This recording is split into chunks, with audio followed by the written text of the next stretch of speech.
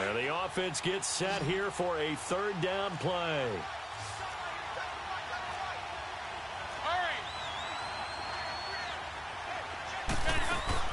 McCown to throw on 3rd and 2. And it's picked up by the Chiefs. And it's going to be halted right around the 28-yard line. And out come the Chiefs now. And the ledger for them so far looks pretty good, doesn't it? It certainly does. Touchdown, touchdown, touchdown. Not sure it can be much better than that. They've got to feel very good about the groove that they're in at this stage of the game. And he's going to bring this one down to right about the 20-yard line.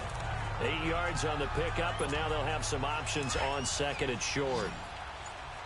That play wasn't quite as big as the play that preceded it, but still, got to like the way they're moving the football, partner. Absolutely. Pretty good room to run on that last play. Yeah, they didn't get a first down, but still, you'll take runs like that each and every time, won't you? The Chiefs have got the passing game rolling a bit, and another first down. In today's football, where receivers break tackles, make people miss, get upfield for the extra yardage, when you see a play like that where it's caught and he's dropped on the spot. And that is caught. Touchdown, Kansas City. Carson Wentz with 2 first-half touchdown passes. And the Chiefs add on to their lead. That's one of the bet all the way down just about, and still put the ball in the end zone. Yeah, just a methodical drive and something really to take into the lockers here. Gold now out to kick it away.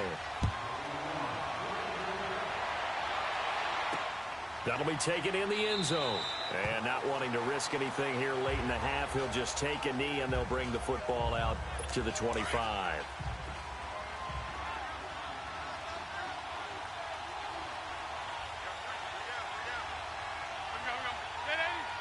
And with time running short here, they'll simply take a knee, and that should do it for half number 1. We now proceed to the start of the second half.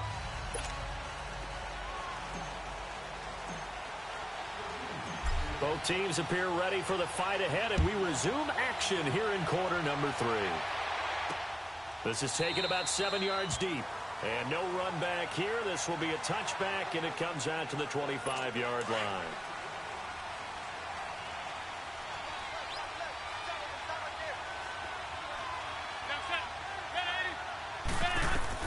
McCown now on first down. And this one caught along the sideline, but they say already out of bounds. Now the throw didn't give him a chance to turn it upfield, and that brings up 2nd down. Well, those two have hooked up for a touchdown once already in this game, that time unable to find a completion. Yeah, it just appeared they wanted to get him out into open space and try and get him the football. As you mentioned, unable to connect. And the connection made to Terrell Pryor. And he'll have it past midfield almost to the 40 before being taken down. An excellent pickup of 34 yards. Well, partner, I'm not sure how this drive's going to end, but how about the way they flip field position there? A nice attacking play. They picked up a heck of a chunk of yardage.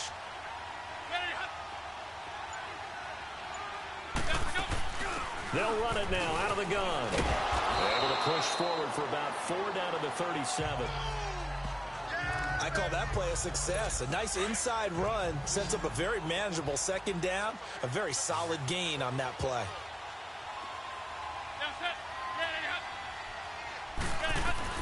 McCown to throw on 2nd down. Throw left side to the tight end Walford. The Jet passing game in rhythm. They've got another first.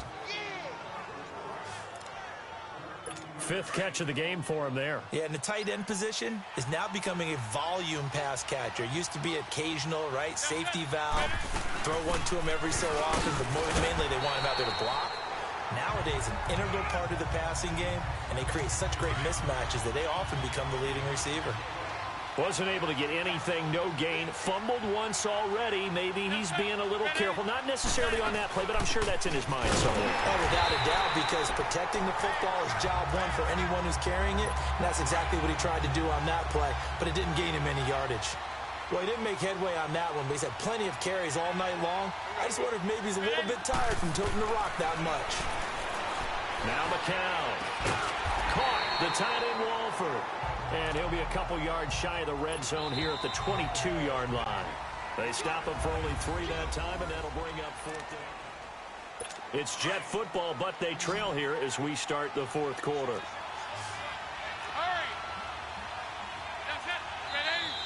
Now whistles come in before the snap. Looked like one of the Jets may have moved. That's going to set them back 5 yards. And they're indeed going to go for it here on 4th down. So trailing here in the last quarter. Let's see how this plays out. Now McCown got to have this one.